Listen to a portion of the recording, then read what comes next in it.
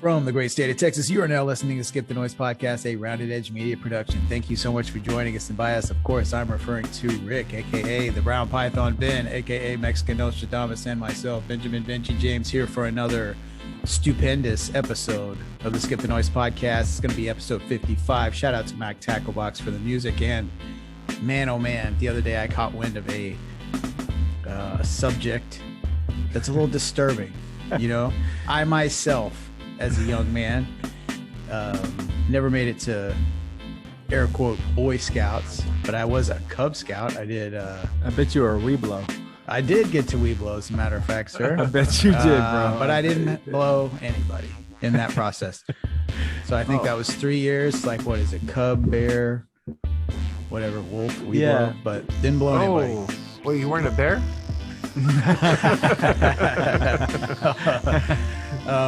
Yeah, it's funny part was we haven't even gotten to whatever we're talking about. Already losing it, bro. But basically, let me run the stats here to get the numbers involved in this little project. So yeah, the Boy Scouts of America, the organization that has since, I don't know, 1910, 1915. Yeah, around there. Something about that, something around there. They, they taught boys how to become men. They, in all fairness, how to become boys. Right? They sure did. Oh my God. And tragically destroyed the psyches of they really, they really have destroyed a not even just a generation.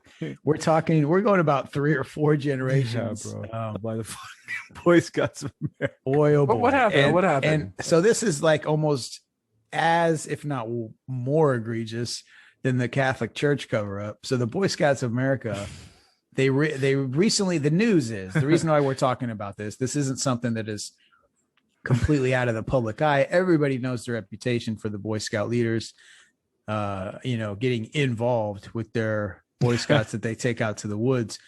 But an $850 million settlement was reached with what they say tens of thousands, let that run through your head, of sexual abuse victims. Now, this is going to be hard for us because we're immature. Well, we will be giggling from time to time about this, which is especially when it's an organization, much like the criticism thrown at the Catholic Church, rightfully so. Taking advantage of these situations makes it even more fucked up because it's this organization, right, that's supposed to be that you could trust. Now it's kind of a joke because of these allegations, and so I don't even know if it's taken seriously amongst my son has never been involved in it. Yeah, mine won't. Thank be. God. I don't think it, I mean, that's also might be taken seriously because it's woke now. A lot of Boy Scouts been taken over by the woke. Bro, it's not taken seriously because a bunch of men were like molesting children. No one cares about the woke agenda because it's woke. No, that would be a Trump thing, bro. If there's somebody that would molest little boys, it'd be Trump. Trump would fit in as a scout leader. I don't think so, man. I'm pretty sure. I think I saw his application. Hunter Biden, wasn't he hitting up on a young girl or something? I don't know. Well, right, but these are the Boy Scouts, right? I don't know, man. Yeah. Where's the limit? Where's the limit? Yeah. Anyway, go ahead. I'm sorry, Benjamin. Go ahead. As we digress. No, I was just saying that this is even more, much like I said, similar to why it's fucked up for the Catholic Church. Catholic, man, maybe a little bit more fucked up, but this is dude. The Catholic Church is going to pop it in. They're popping in and going, "What the hell, Ben? Why do you have to bring us in this every time? Every time there's cornholing, the first thing you do is go to the fucking Catholic Church." That's not true. That's not necessarily true, but for the fictional Catholic criticism that I'm getting, according to. But either way, the organization, the Boy Scouts of America, is supposed to be something that a parent could trust, right? We'll put him in, we'll put Johnny in the Boy Scouts. He's going to learn how to make a fucking scrape an arrowhead. He's going to learn how to start a fire on his own out in the woods. And then obviously he's going to learn a few more things from his piece of shit scout leader that takes him out in the fucking woods. Oh, that's horrible. And it's like I said, once again, we're kind of maybe unfortunately making light of this, but man, like how fucked. So as an organization, right, there's reports of this, like I said, tens of thousands, and everybody. Just to pause real quick, that all these reports were given to the head office of the Boy Scouts. That's what I'm saying. They were completely aware. Okay. Just to clarify, they were completely aware this was happening. That's where I'm getting at, is for so long, to the point where they get to now, where they're just like they're gonna basically get their way out of this with money. But I don't know. Where do you think they go? Are they pretty much done? Is this Boy Scouts of America? Are we done with that at this point? I mean, not even Boy Scouts of America, really. They're the Scouts now. Oh, no shit. What do you mean? Now that here goes Mr. Woke agenda. Because that's their bankruptcy, right? No. It's because they were no longer inclusive of just boys. So now they're just known as the Scouts. Oh, damn. See? Yeah. Woke agenda right there, man. I love how I just served this up for you. You were just talking shit and didn't even know about the woke. No, agenda, I did, and I explained. I did. Okay. As you just lit up, we're like, oh, but yeah, like I knew about that. But I thought everybody else did. Oh, okay. No, you did. But the Boy Scouts, the Scouts of America, I think they've been done, right? They're no longer a real organization, especially after that kind of situation, right? I mean, what do you think, Rick? I mean, do you think? I mean, I know, and I'm not trying to bag. I don't want to bag on Catholic Church. Nothing wrong with that. I don't want to really go down that route. Yeah, but in my mind, is there any real coming back? Right? Is it so? Are they done as an organization? 100%. Well, look, they might go down the way of the Catholic Church, except worse, because Catholic Church is worldwide, and you're always going to have followers. But No. Well, yeah. I mean, you notice that the numbers of Catholic Church are going down. The new generation is not going in. It's always kind of like you're indoctrinated to it, and then people leave. Kind of like myself. Right. I was indoctrinated to it. I was baptized. I went to church every day when I was a kid, and then I just left. You realize that these are just men. Whatever. It's a man-made religion, and God is within yourself. But Boy Scouts of America and shit. Boy Scouts of America, that's going to go the way of the Catholic Church. They're going to lose memberships. They're going to get sued into oblivion. I'm sure they probably already have. They're going to get sued into oblivion. That's for sure. Well, dude, $850 million settlement, that's pretty damn close to being sued into oblivion, but they're somehow keeping open. That's the crazy part. Like you didn't immediately hear them say we're filing bankruptcy also. I think they had done it at some point, but now they're still there. So apparently they still want to continue on. So it's pretty nuts, man. Held up. Imagine like the Scouts became a front group for NAMBLA or some shit like that. Oh my god! I mean, why not? Why not? Oh my! Maybe it is, dude. Maybe it is. Maybe it is. Ever seen South Park? Seems like it. Very well. Yeah. No. Okay. It's on that episode. Yeah. I don't know, but if I had a son, I mean, could you imagine just how? And this has been a pretty egregious, right? If you had a son in the Scouts, right? And like, how many kids probably went to their parents and told them, "Oh, hey, I'm, Bobby McMasterson, my den lead or whatever." Bobby, I like the name, right? Yeah, I love the name. He's like, sounds like a fucking toolbox. Exactly. Well, yeah, bro. Who else is gonna do this? He's like hopping a fill on me, or wants me to like do push-ups in front of him naked. Like, how many parents just basically shot that down? Like they never. Like, you're making it up. You're a shitty kid. There's no way Bobby McMasterson would ever do anything. He's taking his time out, No, man. But first off, as a parent, horrible I would never let my son go into the woods with another grown man. Okay, that's just me. Well, right, but this is a different time, though. This is a different time versus back then. Well, remember back then people did that more. There was more of a village mentality. It is, man. You're right. That's a good way to put it, because there was more of a trust, man, like with your neighbors and with.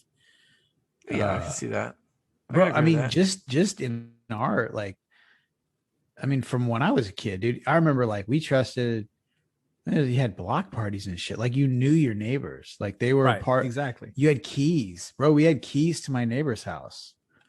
Like straight up, like in case something happened or whatever. Like that's fucking unheard of, dude. I like my neighbors, dude.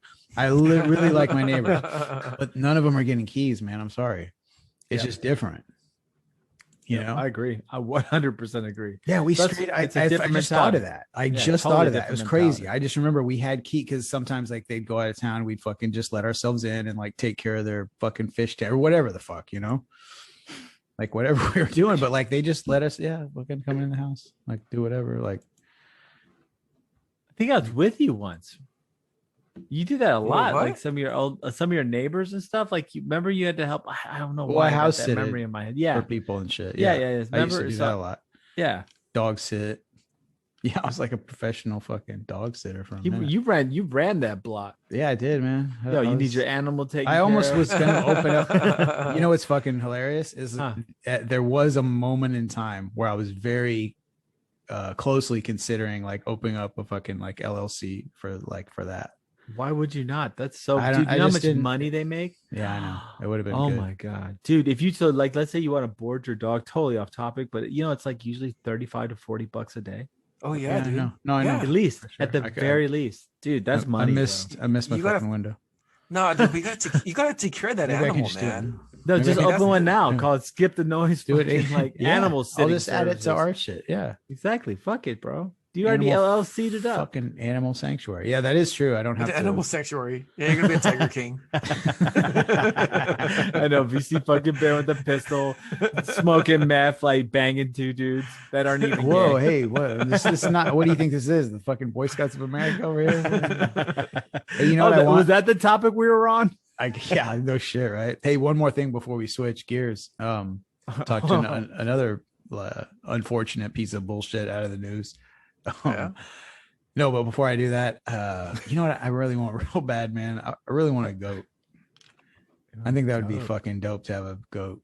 Like, well, you know, if you have a big yard. Yeah, if you have a big yard. I have a pretty decent sized yard. Oh, boy. Dude, they would eat the grass and everything. And did you know that if you have a goat in your backyard, you can claim that as a agriculture? So now you have to be within. You have to be within certain jurisdictions. Or like hey man, you know what? I'm down. Sure that's the case. But all of a sudden, half our listeners have goats in their backyards trying to claim tax exemptions, and we're getting hate mail because they're like, "Oh, I listen to Rick, and I got a goat, and he ate my fucking neighbor." And if it doesn't work, eat it. What? I still pay taxes. Thanks, Rick. You guys like cabrito? It's really good. Come on, just eat that shit, man. You see someone in Bel Air like trying to claim farm exemption status because he has a fucking goat. Nice. Oh my god. It's got those little mini horses. But anyway, so I don't know if I guess the Olympics still exists. We've talked about it on the show a couple of times. My interest level in the Olympics at this point is almost fucking zero. But yeah. This was a bullshit story. So American track and field phenom, Sha'Carri Richardson was very, very heavily favored. I mean, she's the fastest fucking woman on the planet.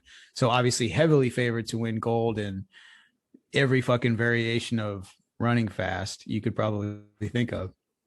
Relay, 100, 200, I don't know what else she runs. I'm imagining probably 100, 200, 100 relay. You know, fucking, she's fast as fuck. Fastest woman on the planet. It's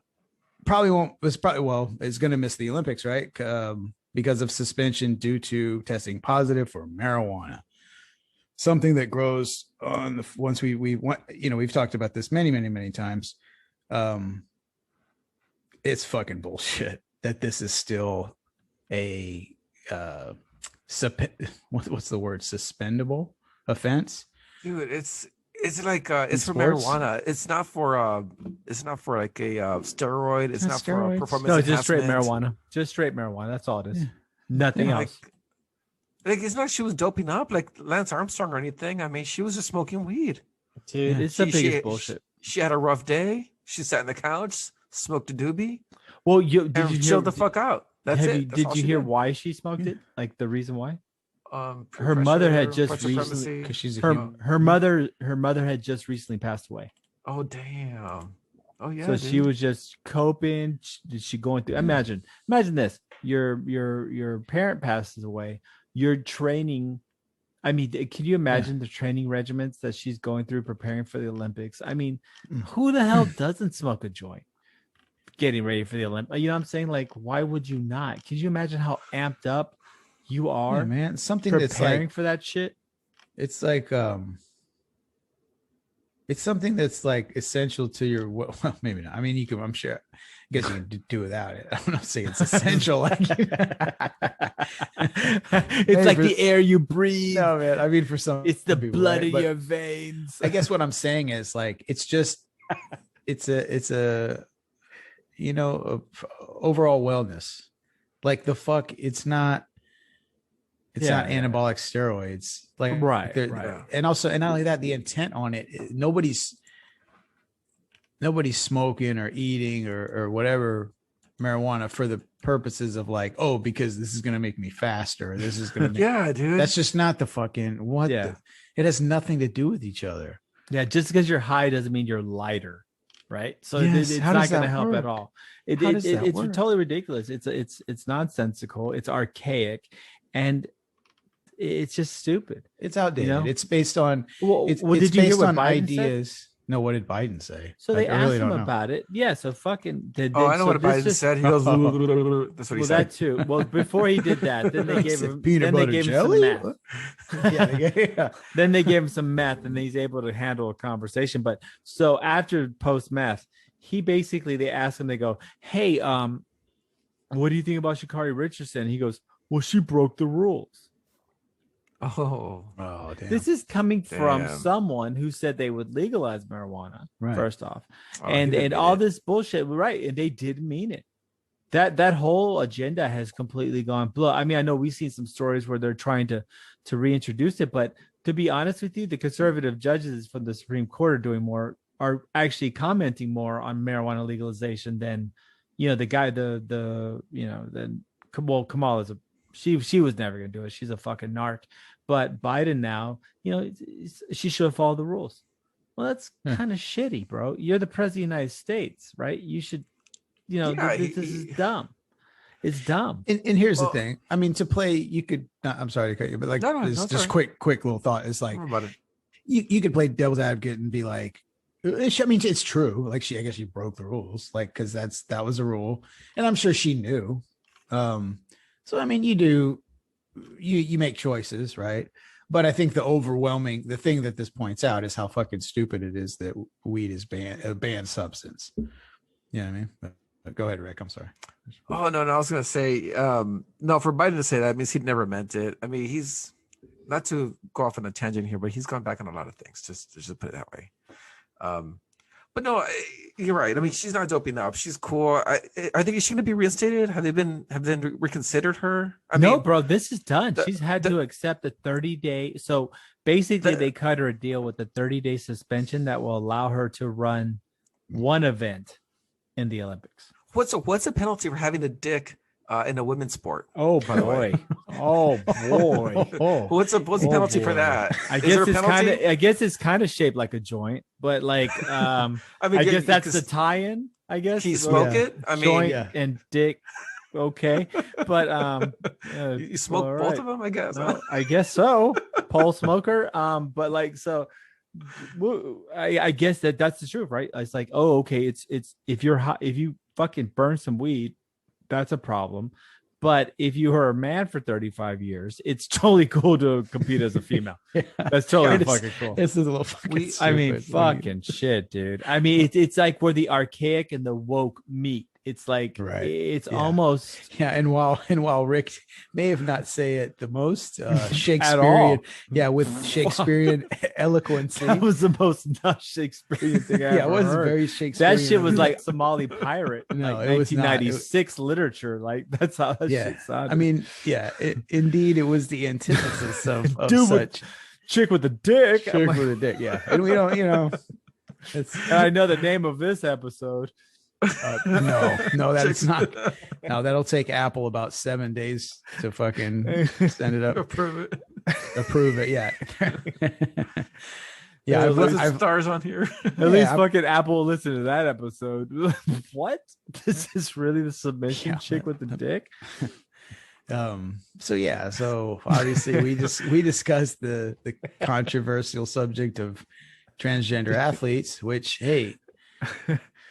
not to get on that whole thing again. There's no consistency, though. There's no consistency. That's the point. It's like you're releasing a female from her sport for weed, but you're allowing a man to go in there and compete as a female. I don't get it. Where's the justice? Where's the consistency? So it would be easy to make a comeback there and say like, oh, it's not a man, it's one. Okay, whatever they identify with now, the history is that as for 35 years, this individual was had male, everything, and that's a significant physical advantage. So. Well, but that's cool. They're like, in other words, they're making rules, and you can get into like the units and measurements that kind of prevent this from happening, of like how, because that's really how this happened. Like, to a degree, there were certain rules in place that would kind of, what's the word? Maybe like sort of the secondary effect of some of these rules would be what drew the line. Whereas when they expanded those, it allowed for this, I forgot her name now, Laurel something from New Zealand, the weightlifter, Bebo or something. I forgot. But either way, more power to this person for, going through changes and doing that. Okay, that's fine. But if you're going to compete in an event where it's presumed that all these competitors are female from birth, and that's kind of what it is, right? Like the sort of the spirit of the rule type of argument is that the reason they divide women and men's sports is a certain presumption of physical capacity, right? A man trained a certain way could potentially reach a higher level of performance than, say, all equal parts, but a female, right? Just because of the different genetical makeups of each sex of the species of humans. So you know what I mean? Like, but that's completely like, no, let's just override evolution biology and say that no, it's okay for this. But you smoked a plant that grows wild in the earth? No, fuck you. 30 days. Like, what? Yeah. The fuck? Like, that's how absurd that is. I wonder if, like, I've been male for the last 40 years. So I wonder if I can. Have you, bro? Yeah, I wonder if I can transition and be a UFC fighter in the women's division. Dude, you still get your ass kicked. Dude, you would get I know that's the shit beaten out of you, bro. You would be so fucked up. Like, no, man, I think chicks like doing fucking flying triangles and just like you would be the YouTube video.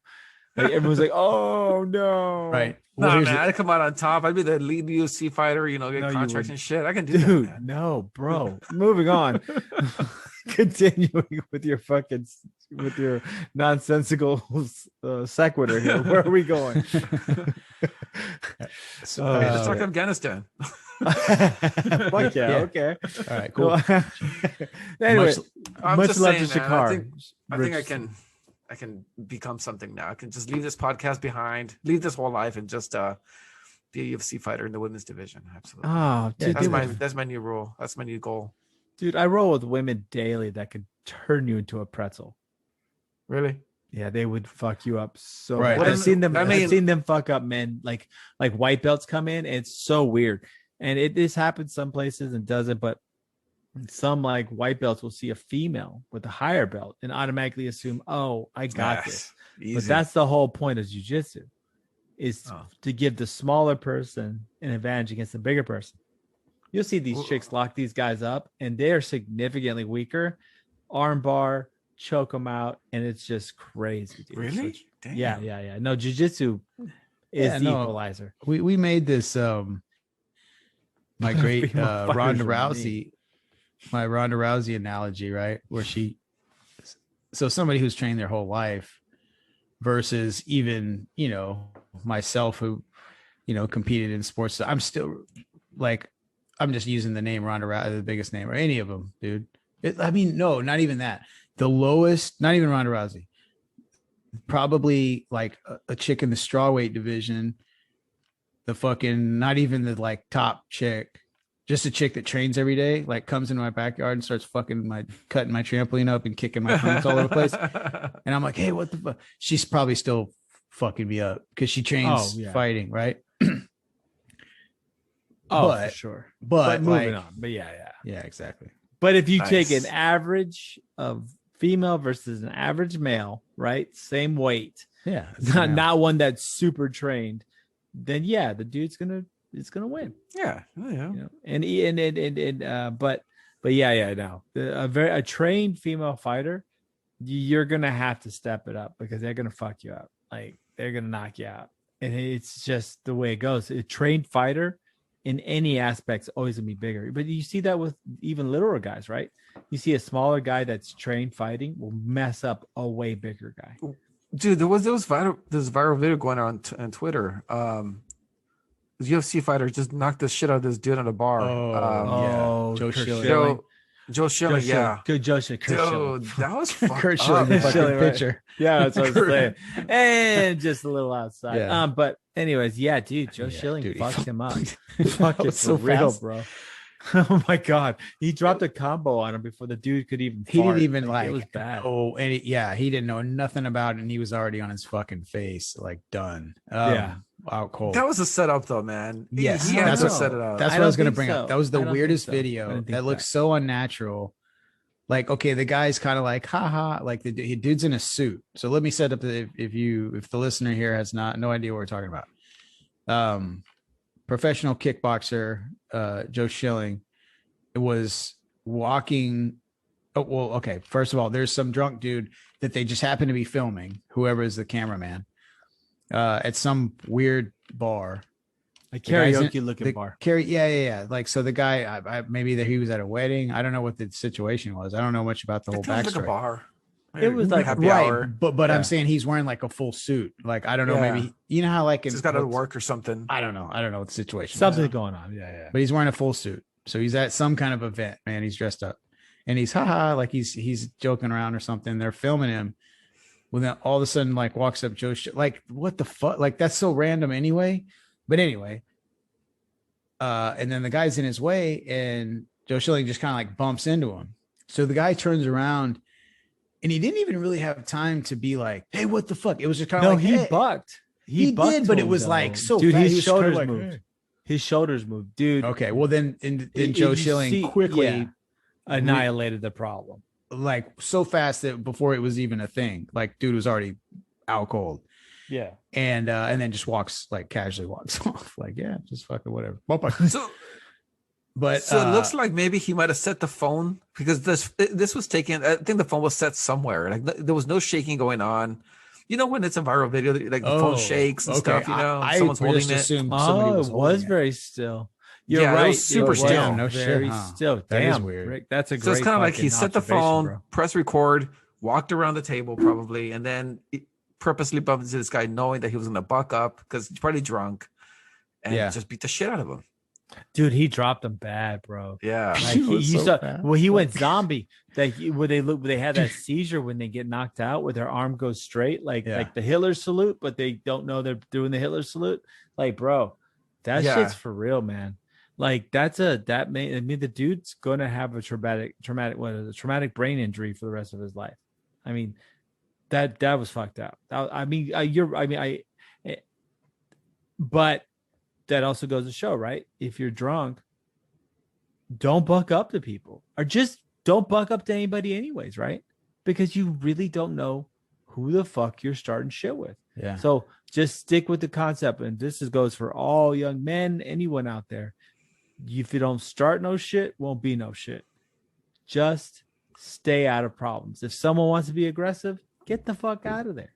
I mean, don't even deal with it, because you could get fucking KO'd like that. Yeah, man, you really you don't know fucking who anybody is. Like, man, just go. You don't know. Yeah, Best and not even like a professional fucking you know, kickboxer, MMA, just like somebody who's not right in the fucking head. Yeah. You know what I mean? That's willing to go all the way. Somebody knocks somebody out and then keeps fucking, you know, like, man, you don't know anybody who they are. So be careful with that shit. Yep. Just stay away from that shit. Or you don't know if they've got 5 other, whether you don't know shit. Like, you got to be careful. And there's no dishonor in doing that. That's the other thing. Well, if you're in a bad situation, you have to defend yourself. Okay. But if you actually have the ability to separate yourself from the problem, take that option. Because if you fight 99% of the time, that fighting option is not only the worst option, but you're going to get in trouble somehow.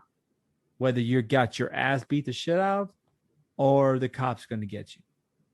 So always get the fuck away from that problem because it's just better that way. Now, if you have to defend yourself, go to work. But if you don't have to, get the fuck out of there. And so Kurt Schilling showed that dude. He should got the fuck out of there. Kurt Schilling, God, fucking this up. He threw a pretty mean heater, man. He did. Got him with the fucking inside corner. He did, dude. Jesus Christ, that thing was about 99 miles an hour. Is it easy to drop somebody that quickly? I mean, he looks like he was punching paper, dude. Like, oh, bro, no. It was so quick and effective, and like, yes. Oh my God, dude. Have you never been like, dude? I've never been in an actual fight. He fired 2 heat seekers at him. Like, dude. Remember, if your chin, right? This is all it does. A forceful movement that does this to your chin. Yeah, is enough to knock you out. That dude hit him so fast, and it didn't look hard, dude. He probably dislocated his jaw with that first hit. Like, yeah, real power. Like, it's real power. He probably had to get his jaw wired shut or something. Oh, sure. Yeah, he's fucked up. So like, so like, if you ever see those guys like hit a punching bag really hard, they're like, yeah, a professional fighter does it harder and a million times faster. So yeah, no, while it looks like, whoa, it didn't look that bad, it was intense, bro.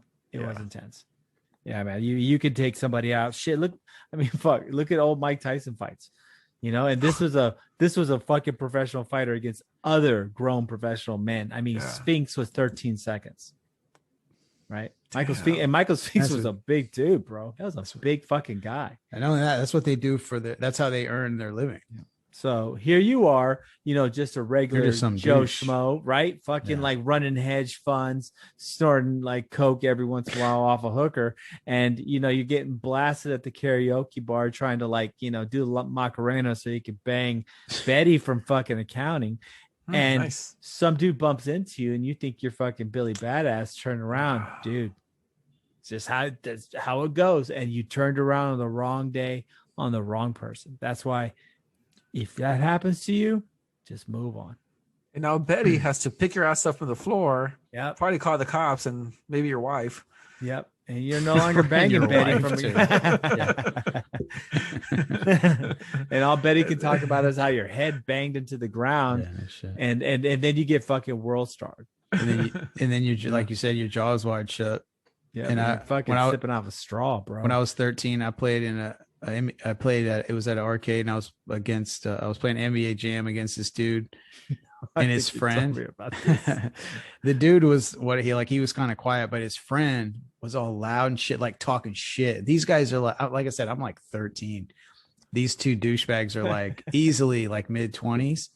They're like, they're drunk.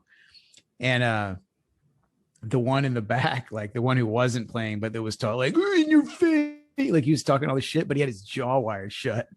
So he was all like, oh, fuck, you got it. Like he was talking like how proud you are of your homie that's beating some fucking kid in NBA Jam. And he was talking shit the whole time, like, yeah, fuck. But his fucking teeth were like this, and he couldn't because his jaw was fucking wired shut. Because obviously he's a fucking asshole, and somebody fucking. That was the takeaway from the whole story. Was I was laughing later because I was like, well, yeah, his jaw's wired shut because he's a fucking douchebag, and somebody probably who wasn't 13 probably fucking rearranged his fucking head,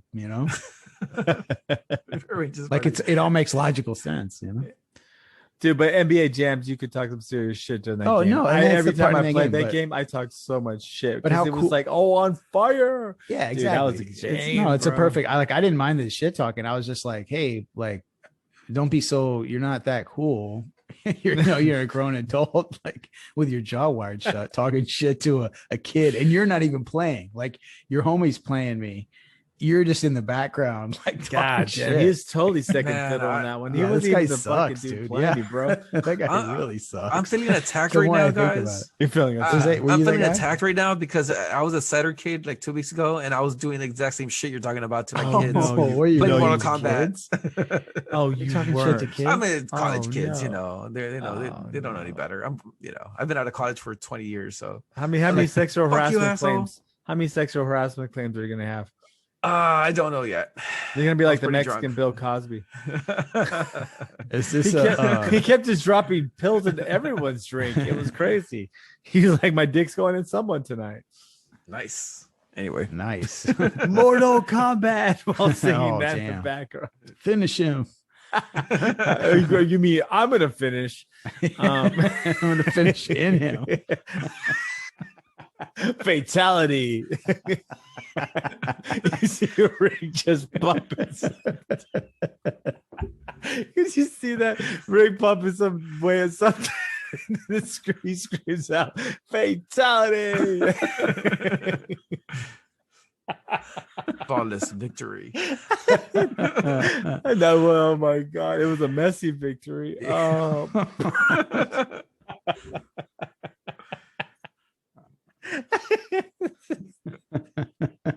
Well, speaking of messy, this is actually I'm going to need you to talk because this is kind of your subject. Well, let me give a little bit of while Ben's finishing up putting us all together. Yeah, I've got a funny story. So I woke up this morning, and today was really my I got off work early actually yesterday, so I was able to blow some fireworks and have a little fun, but I was off today, the 5th. So nice. Today was like my that's when we did some hamburgers, dogs, and all that. So I forgot the point of this fucking story, to be honest with you. You had a great 4th of July weekend, and you're glad to be back to work. Yeah, but fuck, there was whole. You're gonna tie it into something. Oh yeah, so I woke up this morning. I was excited to have a nice day, go to the pool and do some shit. And so the first thing I look at is my phone to see what time it is, and I've got a little bit of activity on the old text thread that I missed because I was, I was sleeping. You know how when it says how many messages? These fucking toolboxes that I have a show with on a weekly basis for the last year, obviously got into some kind of fucking argument about racism. It was like upwards of 20 fucking messages. Like it said, you know how it tells you how many messages you've missed? It was like 20. Awesome. It was 20 something. I'm like, what the fuck was going on while I was sleeping? And Ben doesn't get it, man. I don't know what to tell you. So these two were going back and forth on fucking clearly. And I woke up, I was like, these fucking racist pigs, right? That I deal with. Fucking bullshit. Well, what was like? So basically, what happened in Philly? Or go ahead. I'm sorry, I didn't mean to cut you off. We can go ahead. Like okay. So basically, Rick, or I think one of us in our wonderful text thread of shit, posted this march of white supremacists through Philadelphia. It was actually a group. I actually forgot their name because I was able to trace back to where they're from, and they're of course from my area. Patriots something. Yes, it's always some patriot boner, or patriot on boners. Like it's always some patriot group. Like oh, don't take my guns, touch my boner, whatever. Some fucking stupid. Like some just overly dramatic name that in somehow is the battle cry of freedom in some moronic sense. But anyways, so they were marching through Philadelphia, and I think it's just getting there's this emboldenment because none of those guys were even from fucking Philadelphia, right? What were they doing there of all places? They're from Fort Worth. I know. So what the fuck were they doing in Philadelphia except for, hey, let's go to a city that is predominantly minority and do our white march there. And then as soon as people started making fun of them, they fucking boogied. They were running, like holding their panties the whole time. So it's like, what are you doing?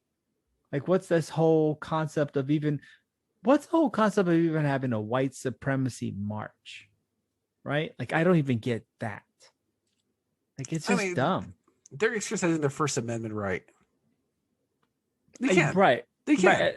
Right. Yeah, but it's just dumb, right? I mean, you have to know when you think your race is better than every other race and everyone else is animals. You have to know that that's inherently wrong. Like, especially in this day and age, like you have to know, like, I got some really fucked up thoughts. I mean, yeah, really. I mean, dude, it goes both ways, man. I mean, that's extreme right, but also the woke left too does that as well. Right. And I'm not saying right, but there's never been a time where I've, like jumped around saying, but like, if there was ever a minority supremacist group, whether it be black supremacists or, like the Black Panthers, the Brown Berets, that was, yes, there. Really? Yeah. So yeah, Brown Berets. And then of course the Black Panthers.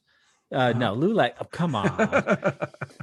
So, anyways, LULAC's filled with people like you. So, but you have the Brown Berets and you have the Black Panthers. You never see me spouting off, going, "Hey, that's okay for them to go around doing this shit." So the truth is I think the white supremacy thing is. Well, I understand, right? We have to protect people's First Amendment rights. You could clearly see the motive of them was to try to go into a minority dominant urban area and start shit. Like, isn't that beyond the protection of the First Amendment?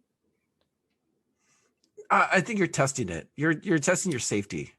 I mean, right. So, but you're being stupid with it, basically. You're going to go there. Everyone's safety, right? I mean, they're testing everyone's safety. But that's what I'm saying. So, isn't that really where we're kind of stuck at? Not necessarily I mean, don't get me wrong. Ku Klux Klan's been doing it forever.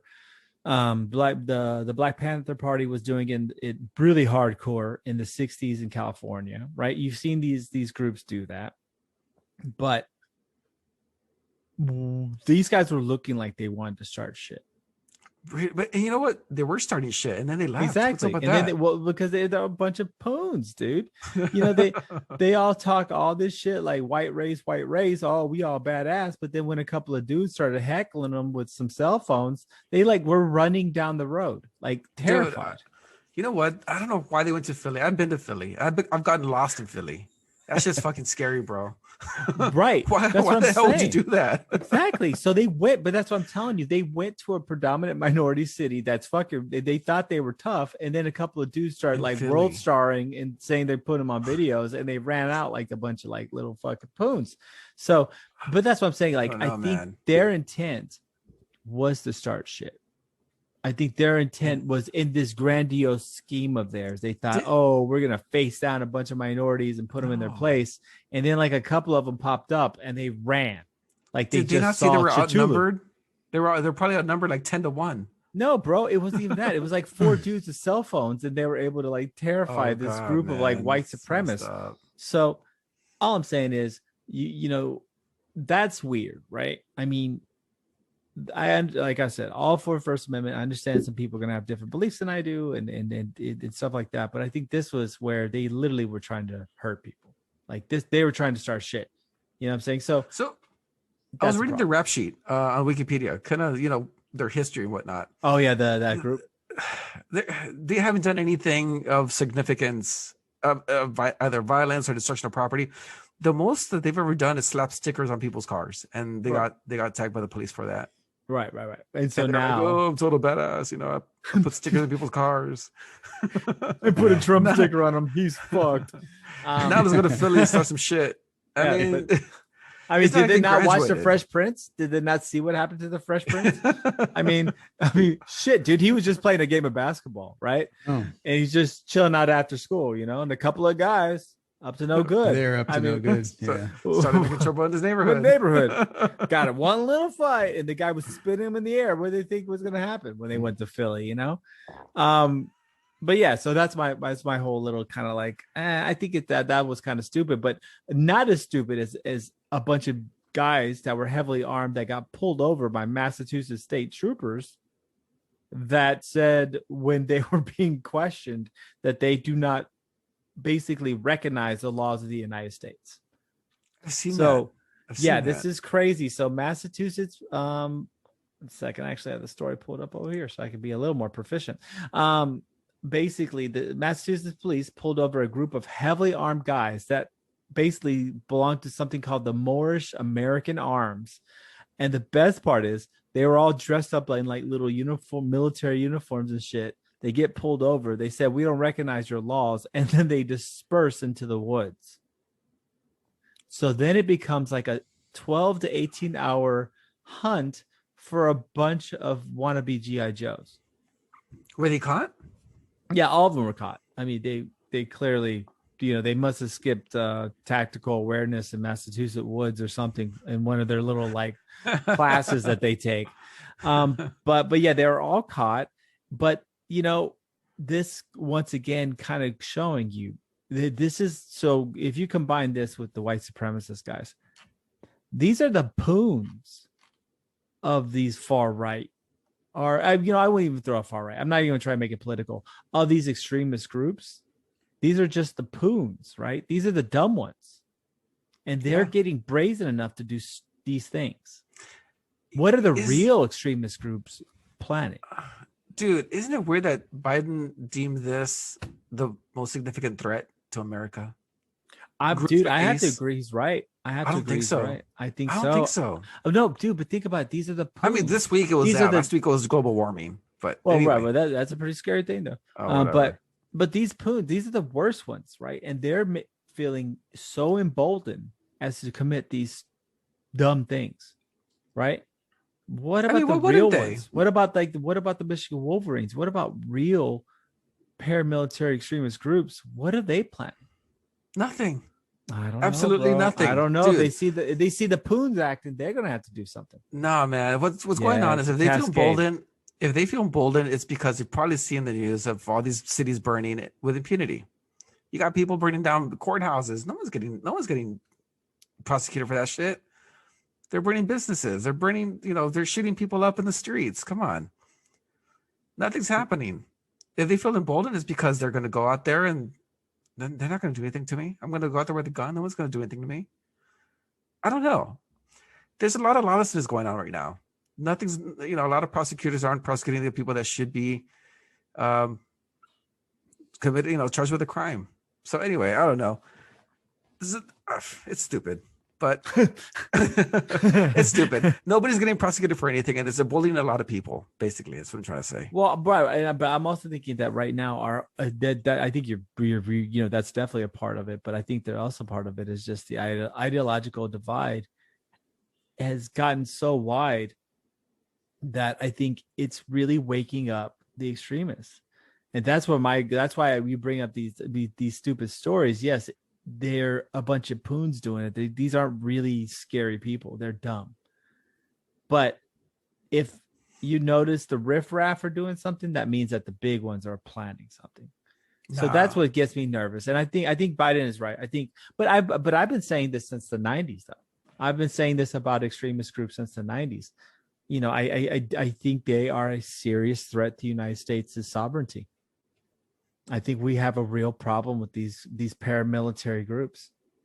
Well, what about these poons who create autonomous zones in cities? That's a paramilitary. I'm grouping them all together. I mean, you can say left or right, but these paramilitary semi are actually you could probably even describe them all as anarchist type belief concept, whatever they are, from the weird preppers to whatever, to the woke people creating autonomous zones. These individuals do persist. Like, this is the biggest threat to the United States right now. I think it's the worst threat to the United States. Yeah, I don't think it's white supremacy. I think extremism. Well, I think white supremacy. No, I'm not trying to. I'm trying to dance around it, but I'm not trying to say white supremacy. Well, white supremacy is a problem, but what I'm saying is I think it's one of the many facets that's enveloped in extremism right now, and I think extremism is the real problem. And I think Biden's correct. I think these guys are starting to get scary. Think so? I don't know, man. Yeah, I think we're gonna get to like what's it called, like Ruby Ridge, those type of situations, Waco. Dude, that was just barely 20 years ago. You know what I think is very scary is when Lori Lightfoot in Chicago uses COVID funds to and declares racism a health crisis. Wait, hold up, what? Yeah, I know this wasn't in the thing. Okay. But we'll probably talk about it next week. But Lori Lightfoot went ahead and declared racism a health crisis in Chicago, and was able to allocate funds from the COVID relief to fight that. And a lot of the argument was, how do you fight that? You know. Well, but I thought this was already okay. So while you're saying this, I understand what you're. This is a newer story. Yeah. Dude, that popped off a year ago. What? Racism was, dude, they were, if you look at the World Health Organization and I think a couple others, racism are the way that racism used in the United States was considered a national health threat. Yeah, exactly. So no, this has already been happening. So no, but it happened in Chicago. Of course, she's going to tap into that big old purse to try to get some money. So to me, this is not surprising. Like, this is nothing new. But you know what though? How do you combat that health crisis? Short of like rounding up people you think are racist and putting them in camps, making everybody fuck. What? Magulation. I mean, if everyone looks the same, it eventually just goes back to the reality, which is money. But yeah, magulation, man. Magulation. What is that like? Like basically where everybody mixes so much that you can't really tell a race from the other one. That's really the only time it's going to happen eventually. Yeah, with the exception of a few pockets around the earth, but yeah, I can see that. But that's really the end, right? That's really guys. And then it'll really go back to money. Then everyone will hate each other because they're poor or rich, and exactly. We'll deal with that. And then socialism will take over. It'll be like Mexico. Yeah. What? Wait, hold on. Like Mexico or India, everybody looks the same. So what do? They discriminate people based on income or class. True that. Yes. Yeah. Okay. I was wondering. Okay, I was trying to go for the stretch for that one. But yeah, I think that's really the only time we were ever going to do anything. I mean, everyone has to look the same. Yeah. Anyway. Fuck. Yeah. Sorry to bust anybody's fucking bubble on that one. Well, that's a whole new movement, man. Make everybody fuck. MEF. Yeah. Yeah. I mean, we've all done our parts, right? We've really done our part. The three of us we're already. Yeah. I mean, I have fucking movement. I have dirtied the white gene pool pretty well. Oh boy, you muddied up the waters again. You two have muddied up, a couple of Asian countries' gene pools. So, we did our part, right? Our kids are the future. Like, these are the precursors to where everyone looks the same. So we did good. True, I think we've already contributed to the cause. And high five. That's why we're championing this cause. I mean, just like China's trying to insert itself into Afghanistan right now, right? I mean, they sure are.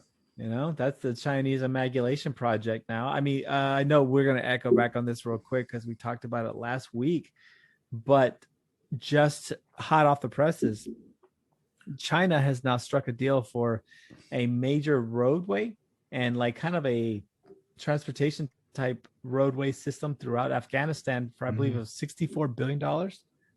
Or no, $640 billion. $640 billion. Dude, that's a lot of money, man. Yeah, that's a Sears highway right there. You got like 4 lanes with lights, some rest stops, signs. Oh, hey, dude, be careful those rest stops. All right, we all know what happens at the rest stops.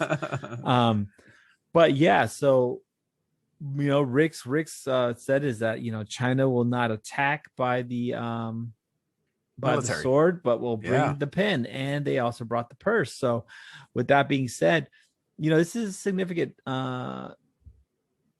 development in that area. I mean, they literally are bringing in the cement trucks as soon as American troops are leaving. I mean, this is a pretty big development.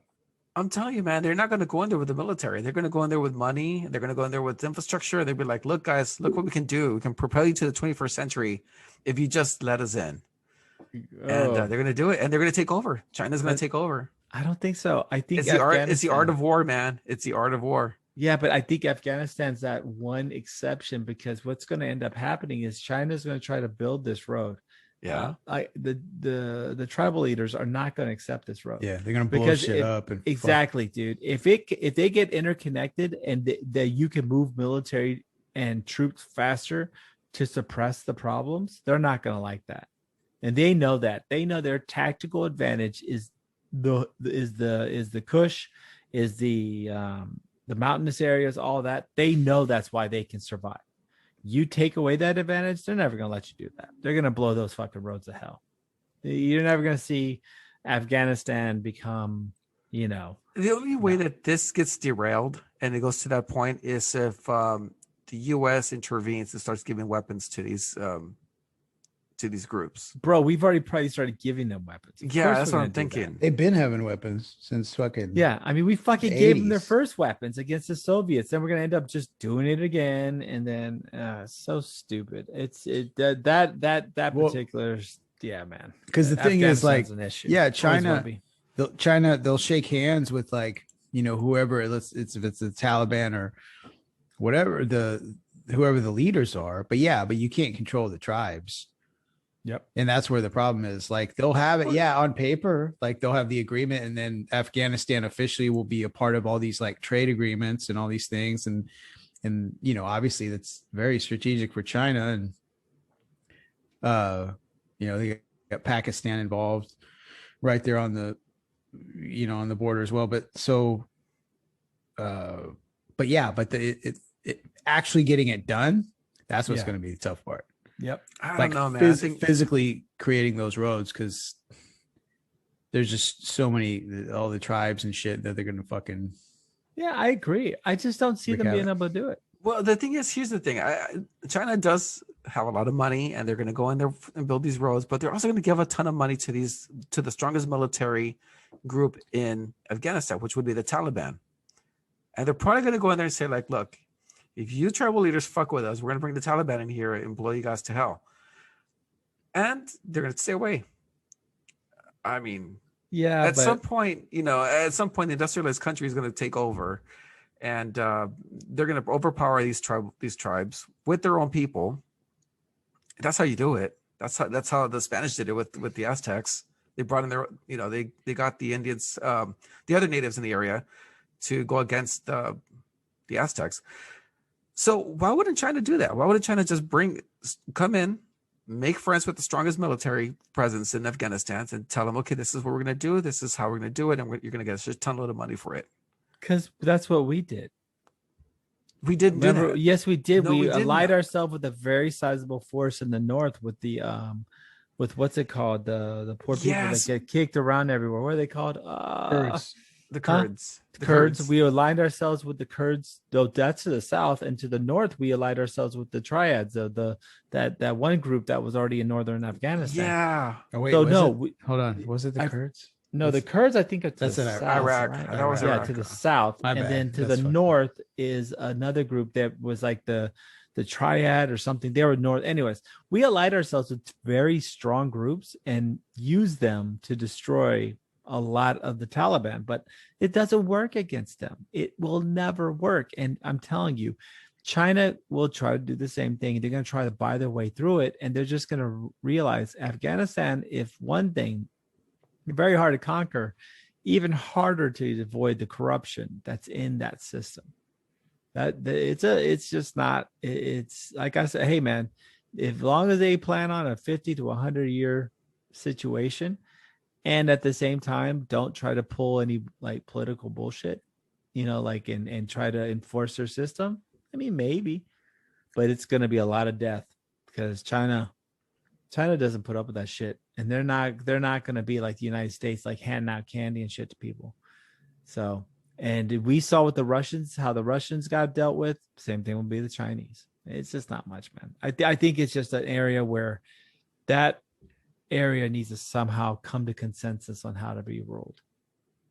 Or even if they just say, fuck it, there's no Afghanistan and it's just tribal areas that maintain their own marker territories. And those are like separate states and like a confederation maybe or something. But yeah, man, I don't see that shit ever being a real country. All they need is a trade route. That's all they need. They don't need the entire country.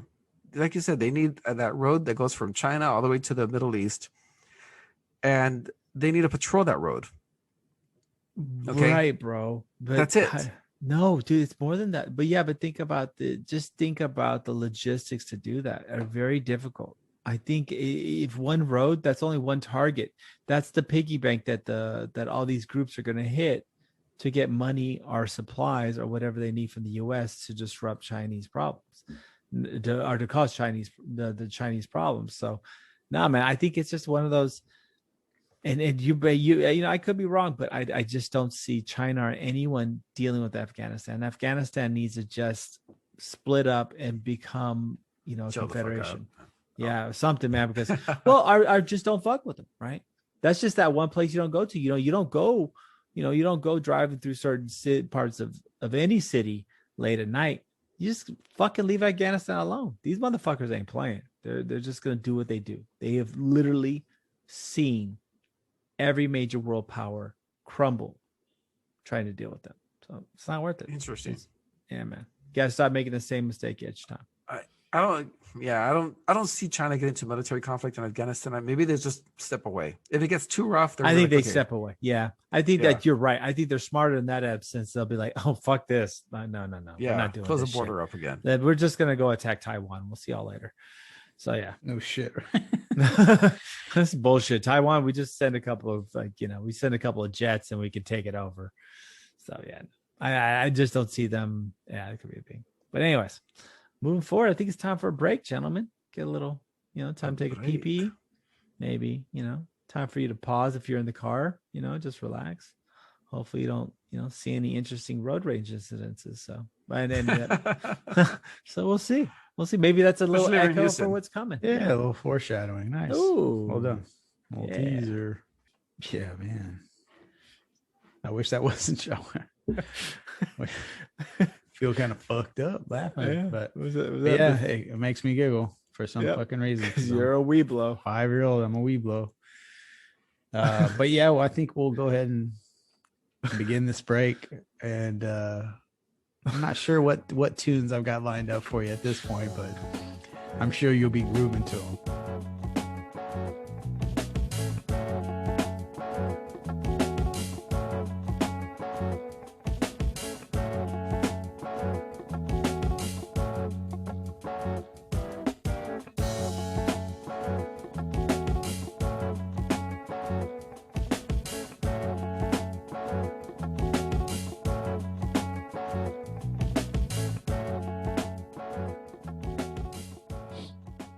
And we are back for the party side of the program.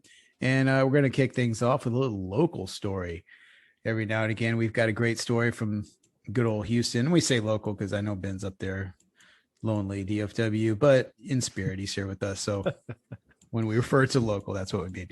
Anyway, there was a little incident a couple days ago where a couple was, just going for a little midday outing in the afternoon, riding their bikes around the neighborhood when a young man in a vehicle, in a automobile, told them, you can't ride bikes around here in this neighborhood. And the argument got so intense that the young man in the automobile decided to run over the woman of the couple. And in turn, the man on the bike that was with the woman pulled out a gun and shot him. What a just heartwarming story of. So we're going to break this down a little bit, and we don't know a whole lot of this. All we know is we don't know the condition of one Jose Angel Hernandez who got shot, who allegedly thinks that it's some sort of rule in his neighborhood where you can't ride bikes. Wait a second. Hispanic guy was a Karen? Sure was. Sure was. And he decided that this rule was so important that consequences could involve being run over by a car.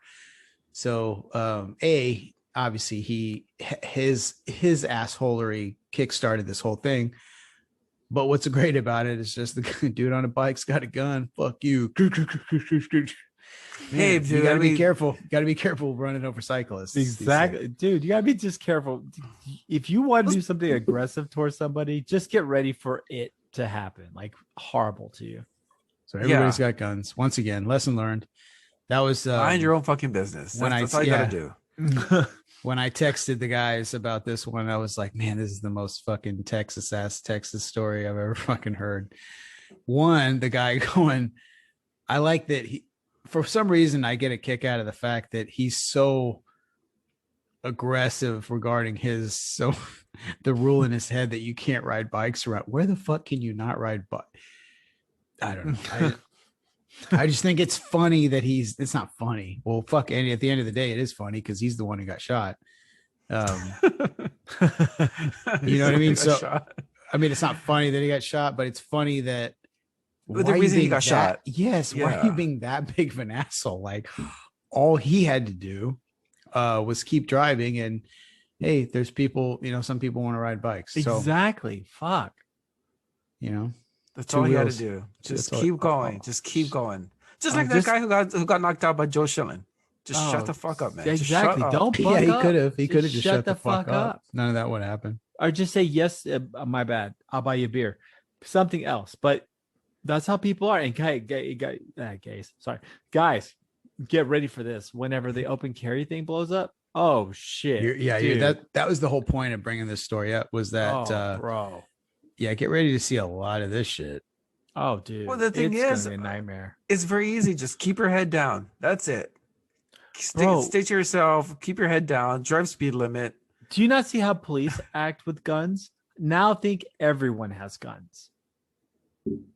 Yeah. Yeah. So that was your governor too. Good fucking you know what? job. Let's not worry about winterizing, or apparently now summarizing the electric grid. Let's fucking pass legislation to let every dipshit carry a gun. That's brilliant. Hey, it's gonna be awesome. It's gonna be awesome. Don't worry about it. It's gonna make everybody safer. People are gonna go to grocery stores. No one's gonna be shot. It's all gonna be good. Okay. No, they will be shot in the crossfire between some other dipshit who's trying to reach for a fucking can of garbanzo beans, but the last one, and then dude, it's just can you imagine what it's gonna look like during Black Friday? Wow.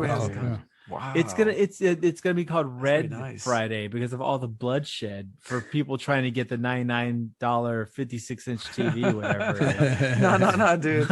It's a $300 TV that's usually like $325. I know, it's fucking, dude. I find it funny. I remember one year I went, I did the whole thing. I even woke up early. This is before.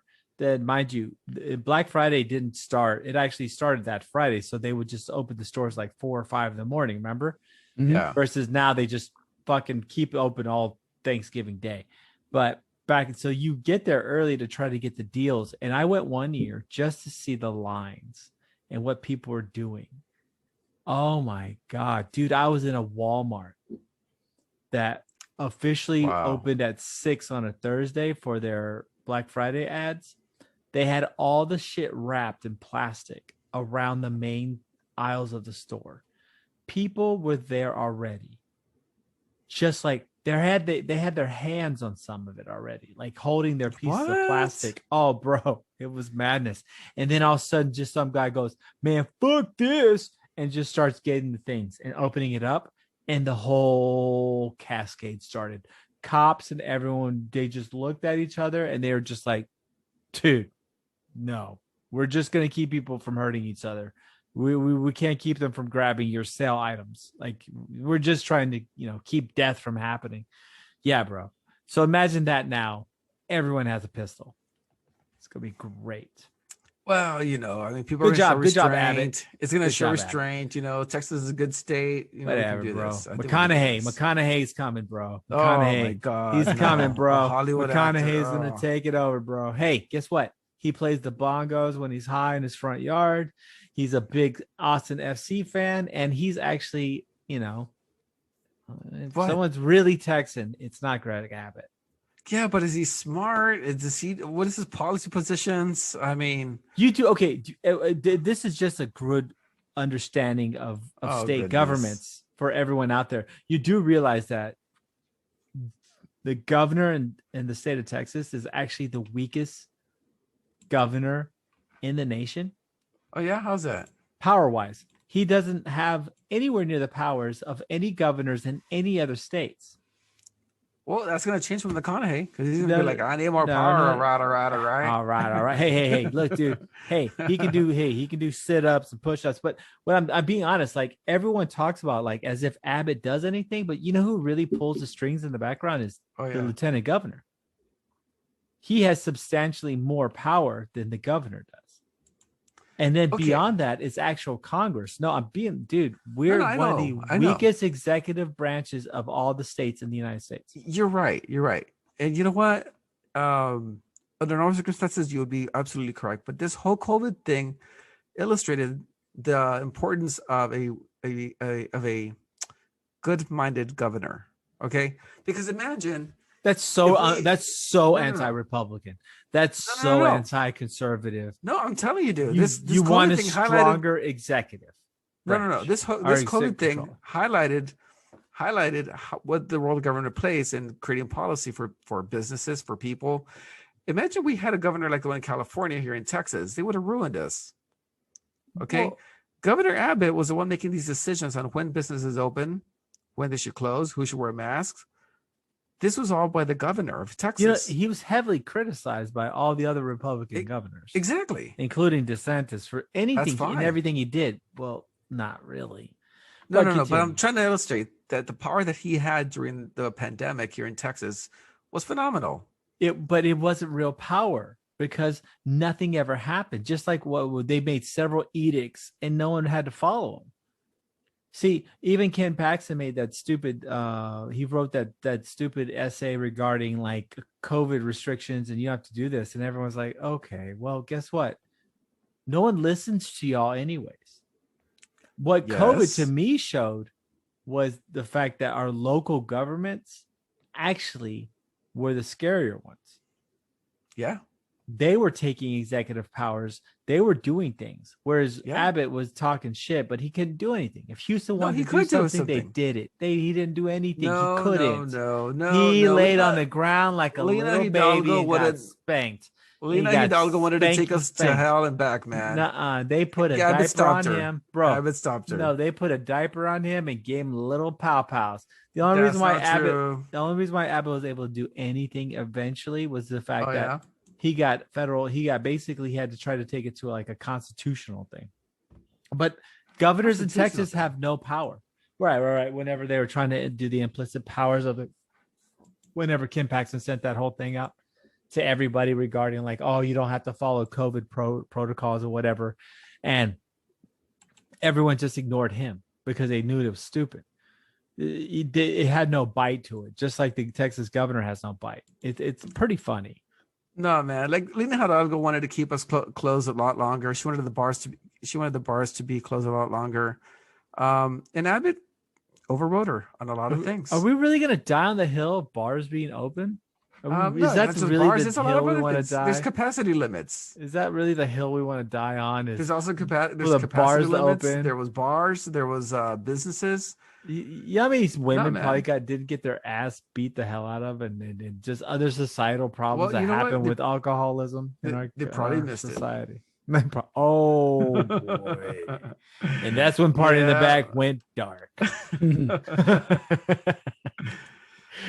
but Benjamin just took off his earphones. That's not good. Yeah. Ben's just like, oh, fuck these guys. We got one dude talking about like how weak fucking Texas governors are. But you know what though? Like I think in the end,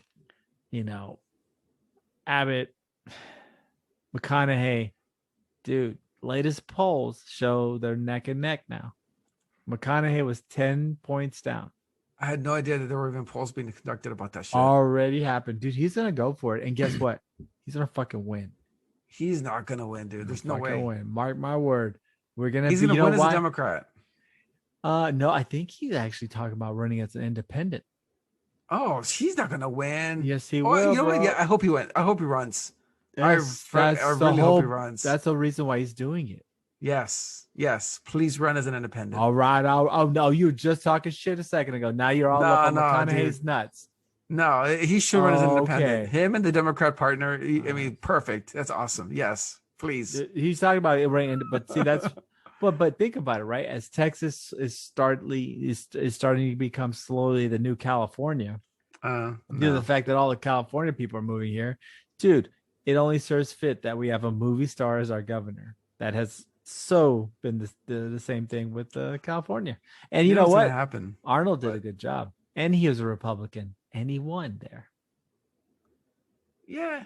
And he did actually a somewhat decent job. Well, he did a decent job for a state like that. He did okay. People, his legacy, he can go down and say he was a decent governor. I wouldn't say he's the best governor, but he's decent. I want Beto O'Rourke to run, dude. I really do. I want him to be the Democratic nominee. I don't want to hear that shit out of your mouth. I don't want to hear that. I don't want to hear that. I don't want to hear that. I want him to run, dude. I don't want to hear that. You know what, Beto? Here. I got a message. I want him and McConaughey to run. I really do. No, you know what? I don't want that to happen. I don't want to see Beto O'Rourke on any fucking. Because first off, his name's not Beto. Whatever his real fucking name is, Robert McConaughey, whatever his fucking name is. That's this. Oh my god, I can't. Stand Robert, look for the Irish O'Rourke. Look at the Irish. He's got like a Notre Dame jacket on everywhere he goes. Unless he's like around like Mexicans, and then he throws on like a Cesar Chavez, like, United Farm Workers fucking jacket or some shit. I mean, no, I don't know. Is his name being thrown around for governor? Yeah. Oh, well, yeah, I mean, do the Democrats just want to find a way to make someone lose like 3 different types of weight? I mean, how many fucking times are they gonna make this guy lose? Like, you know what I'm saying? Well, he got a lot of grassroots support, and oh my Hollywood God, liked him. He was on all the talk shows, and I love how he was in Vanity Fair too. So yeah, the worst part is I love how he was debating against Ted Cruz, who is just a piece of human dog shit, and he somehow couldn't defeat him. Like, my 3-year-old daughter could outclass Ted Cruz in a debate, and Beto O'Rourke literally got pimped by him. I just hope that that's not really it. But guys, get ready. It's gonna happen, bro. You're the star from such great movies as, Dazed and Confused, Dragon, Dallas Buyers Club, Sahara. I mean, it's gonna happen, and guess what? Guess what car he rolls up? He's gonna be in a Lincoln. Oh, yes, right. Oh my God. He'll be talking to himself in the desert. Yep. He's gonna be sitting there going, sometimes when I think about these bills, I like sitting in my Lincoln Navigator and just, yeah. Oh boy. No, the best one is that one he did where he was like running through the forest, and he's like, when he's like running and shit, he's like all like super gangster running. And then he stops and he gets in his little Lincoln after his drive. He's like, oh yeah, I found peace. So yeah, so get ready, guys. Get ready, guys. Oh my Jesus Lincoln Christ. will be the new car of Texas. It's gonna be on the flag. It's gonna be a Lincoln signal, right? You got the red, you got the star, and inside of it will be a Lincoln signal. It's gonna be awesome. Hey, he's gonna say, "Oh, you didn't vote for me, man. It'd be cooler if you did." That was awesome. That needs to be looped forever. Oh my God, dude, that's fucking awesome. I mean, I guess the new questions now for any kind of governor or any kind of gubernatorial debate would be, what would your policy be on a pandemic, right? Oof. I mean, you probably have to ask that question now. But is that even a fair question, though? Yeah, honestly, my policy would be it's not real. No, I'm just kidding.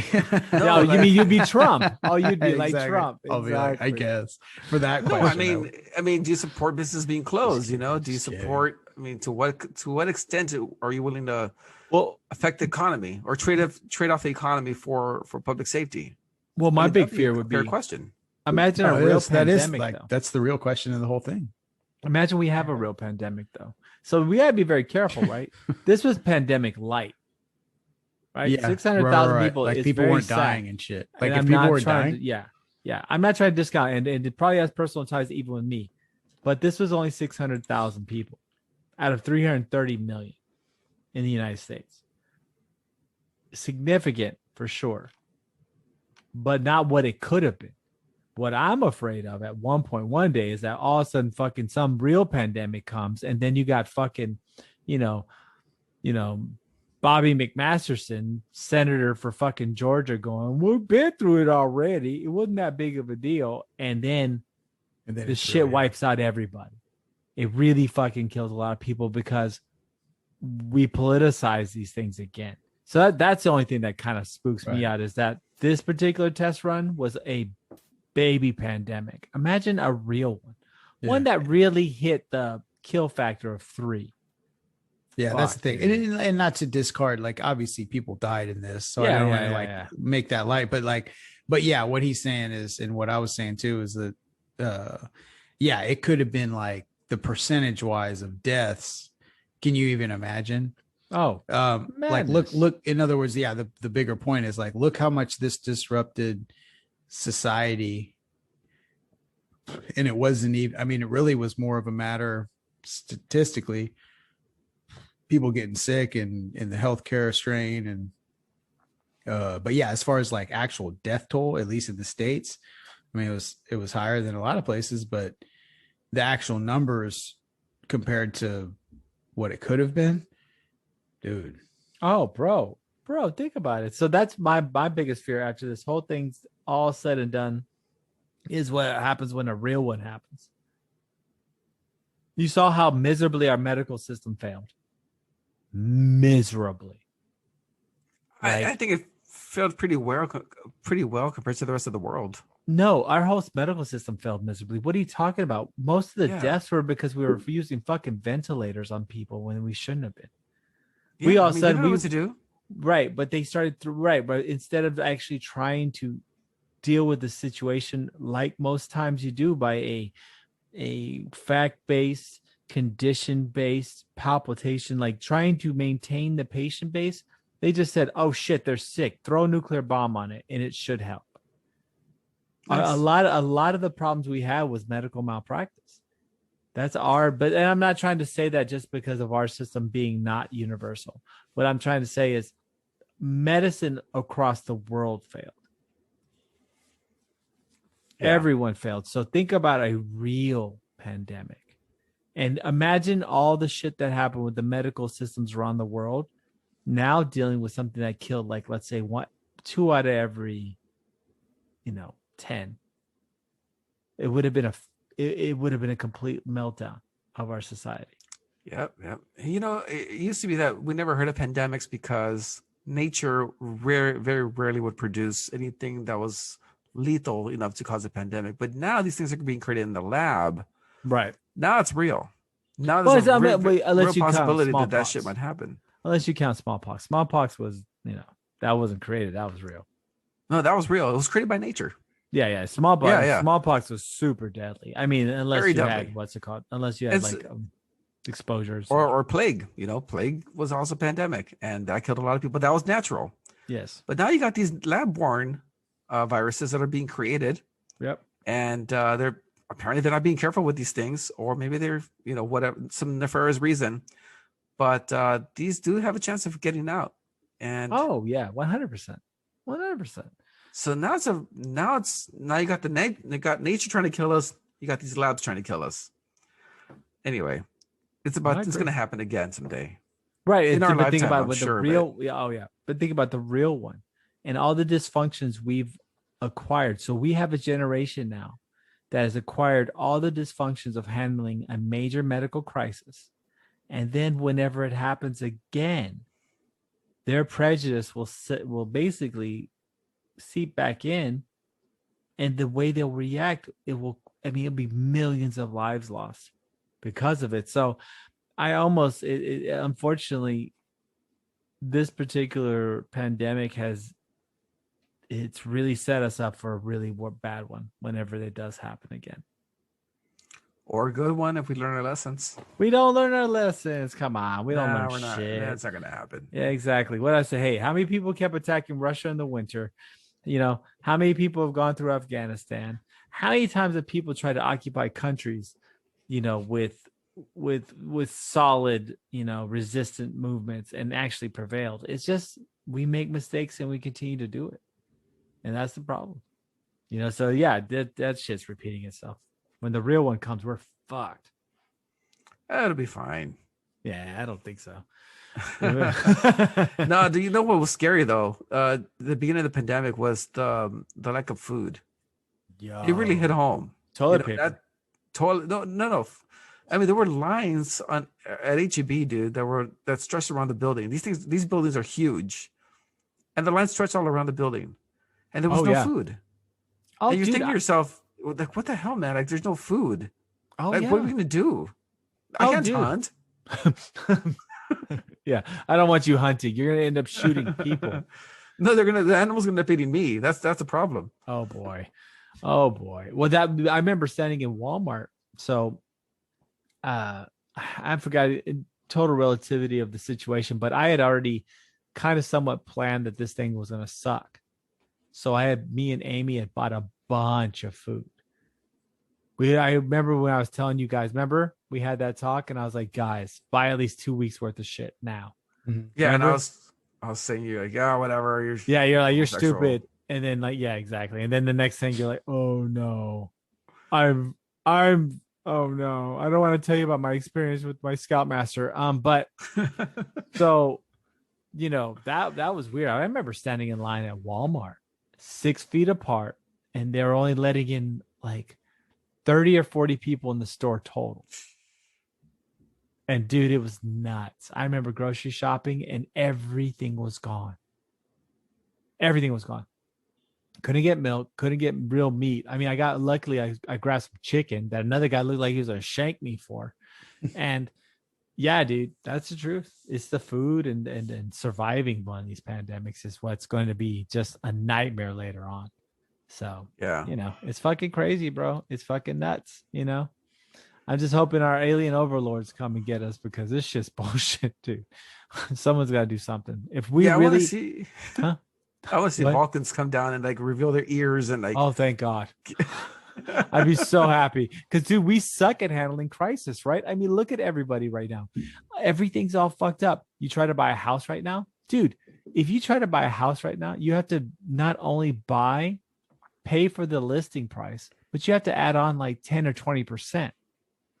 If you're trying to buy cars right now, people are just so stupid when it comes down to these situations during these pandemics or the emergencies. They throw everything out the window. You know what I'm saying? So you see people trying to buy cars. Like I've heard from like car salesmen and stuff like that. Like if you buy a car, they're making you buy the not only paying full price plus extra, but they're also making you buy the warranty. What? They're making you buy the warranty because they'll say, oh, well, hey, okay, well, we won't sell you the car then. Someone else is going to be right behind you to pick it up. What? Yep, dude, and it's happening. I'm telling you, our society, when it's confronted with real life issues, completely folds. That's the terrifying thing to me. That you see it from toilet paper was a microcosm to now homes and cars. My sister recently traded in her truck for another one. Oh, she got money. Dude, she got more money than what she paid for it. Yes. It was a truck. It was manual transmission. Yes.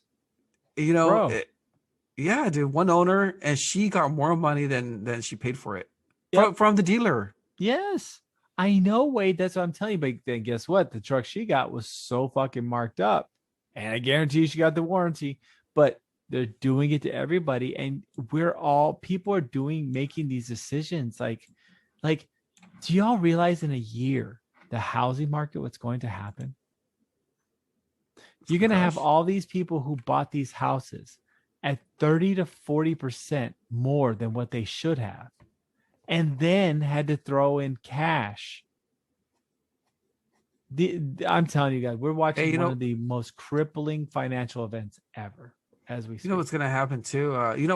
So I heard that especially in the Dallas-Fort Worth area. So yes, you're right.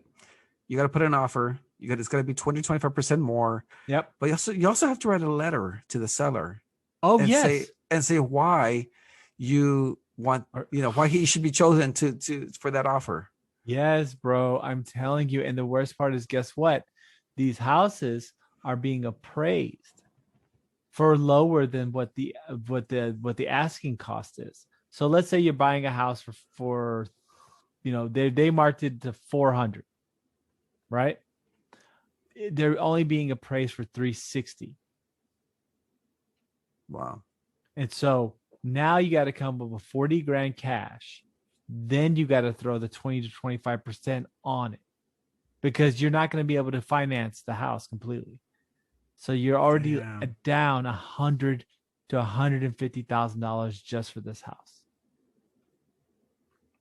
I'm telling you, this is a loss of wealth that is unparamount in our society. We've never seen anything like this. And in a year, all these people won't even be able to get 80% to 90. They won't even be. They're going to be so upside down, these houses. It's madness. So yeah, guys, I'm telling you, it's wild shit. What do you think, B?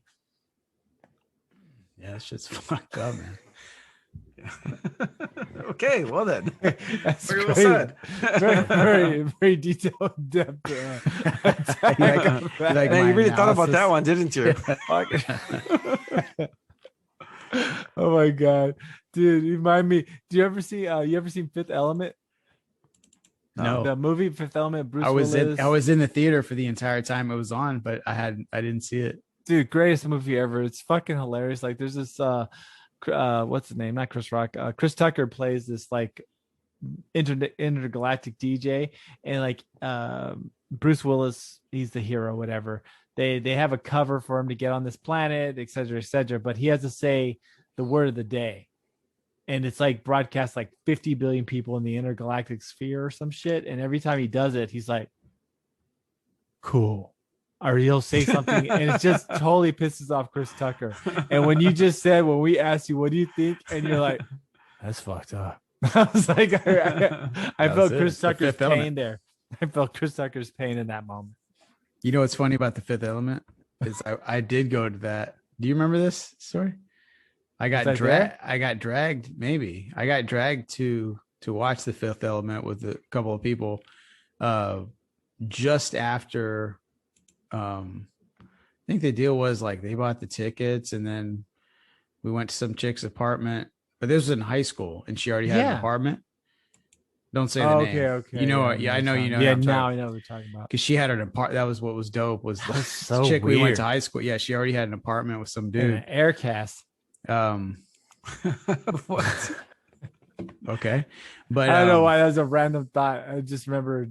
Yeah, she had an air cast at the time. For years. Oh, it was always why do you keep wearing this? I kind of remember that now. Yeah. The air cast. Yeah, thank you.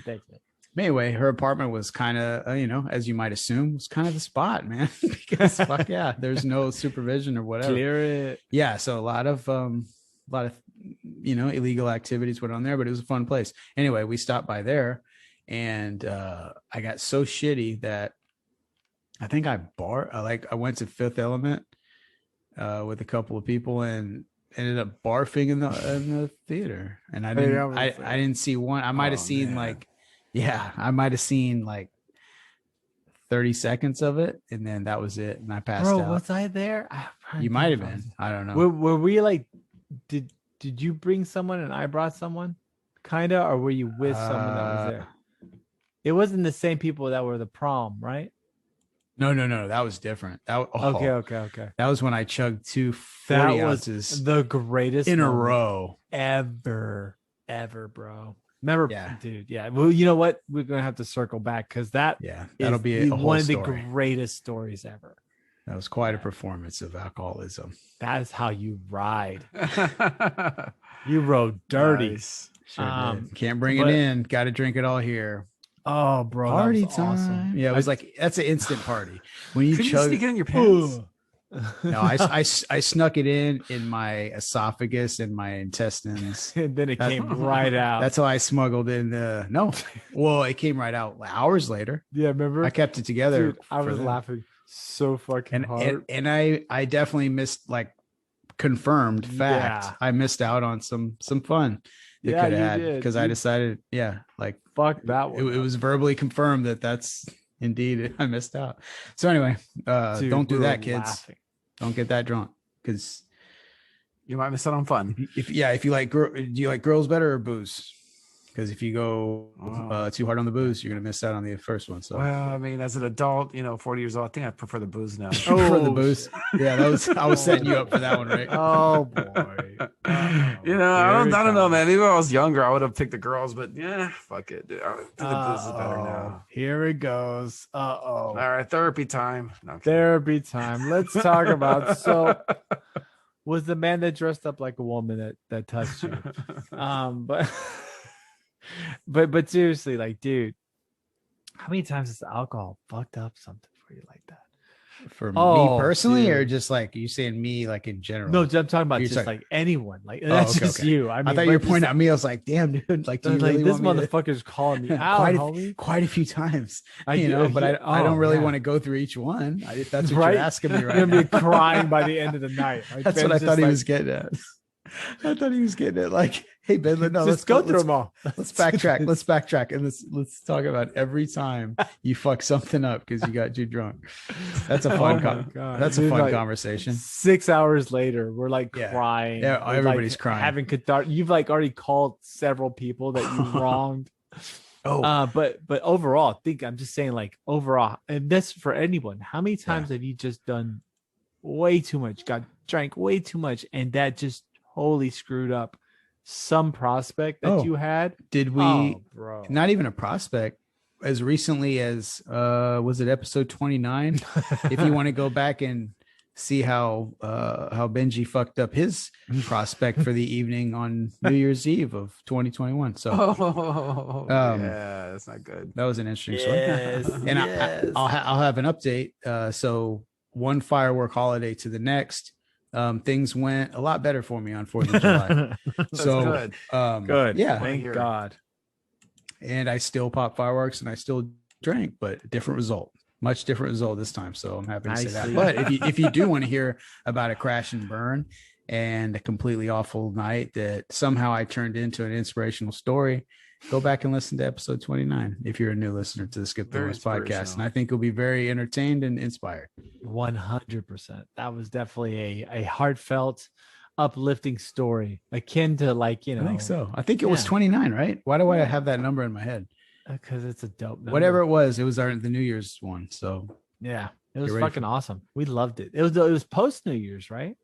You're right. I mean, we recorded it like right because obviously I had the story to tell. So very true. You know what? That's fucking awesome. That's logical, but nonetheless, it was almost like listening to a Christmas Carol. Yeah, it was. It had moments like Dickens. Yeah. It was like Dickens. It was like a work of Dickens. It was indeed. The alcohol is like the Ghost of Christmas Future or some shit, right? Is that where we're going? Yes. And we're gonna break this all down. And then you learn your lesson at the end, and you're a changed man. You're fucking buying fucking big ass turkeys for poor families. Yeah, flicking shillings at kids. Yeah, shillings. Hello, young man. Please pick up the biggest bird you can. Some shit like that. That's pretty good, man. It's funny. Somebody accused, here's how big of a dickhead I am. Somebody had lost their wallet in the store recently. And they had mentioned, actually called and they had mentioned it to me. And they said, yeah, matter of fact, I said, oh yeah, okay, I'll see what I can find out. Blah, blah, blah. They called back a couple hours later. And the story changed, and now it was, I think I got my husband got pickpocketed. And my first thing in my head before I wanted to help him, before anything, I was like, what the fuck is this, Oliver Twist? Right? You know what I'm saying? Pickpocket. Was the Pink Panther involved in this? For sure, bro. I'm like, what the fuck is this, Oliver Twist? Get the fuck out of here. Who gets fucking pickpocketed?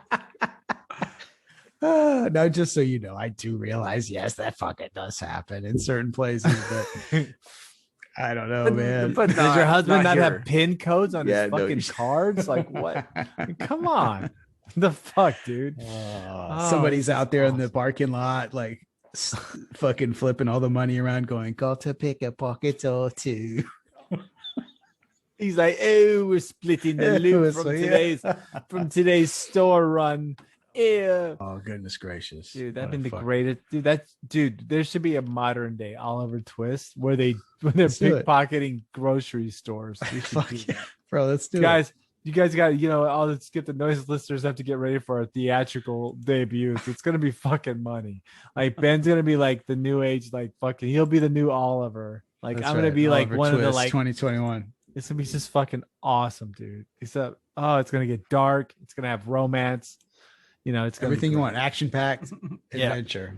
Ninjas. We're just throwing it all in there, bro. We're not even gonna play. Nice. Okay. Explosions. Scenes.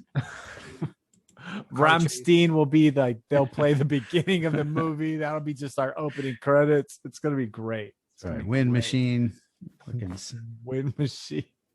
We're gonna have turbines running. But yeah, dude, telling you, Skip the Noise theatrical release 2022. Right. Oliver Twist, the 2021 version. The Skip the Noise stage show. Hello, Governor. Make sure you wipe down that wallet so it doesn't have COVID. It's just great. Are you wearing your mask, sir? Dude, it's like a Harry Potter thing going on here. It's nice. Oh, fuck yeah. Here it is. Here's the idea. Oh, nice. We're going to remake Oliver Twist into a stage show. But yeah, Harry Potter can be in there too. Fuck it. Nice. But it's Oliver Twist during COVID times. Yes, bro. I'm telling you. This is going to be awesome. Yeah. And it's not in, whatever fucking Industrial Revolution England. It's in. No, it's like. Now in Texas. Yeah. It's on the east side of Houston. Everyone speaks fucking English though. Everyone has English accents. Exactly. That's the idea. It's set here, but everybody has English accents. It's gonna be fucking amazing. It's gonna be the greatest thing. Oh, yeah, you can't ride your bikes around here in this neighborhood. Did I pick it apart? He fucking runs them over. Fuck you. Yeah, this is gonna be the greatest musical ever. We're gonna act it all out. We're gonna have like real badass stage props and shit, dude. It's gonna be pretty fucking dope. Hell yeah, like, this is gonna happen. Like, but if you guys want it on the ground floor, we'll let you know. We're taking investors as we speak. That campaign has officially launched as of right now. If we need to know somebody who's got an aunt or possibly mother, sister, somebody plays the piano, great, let us know. Or if you know a fancy Hollywood producer, let them know. Just tell them to check this out because this pitch is golden. This is the type of shit that makes history.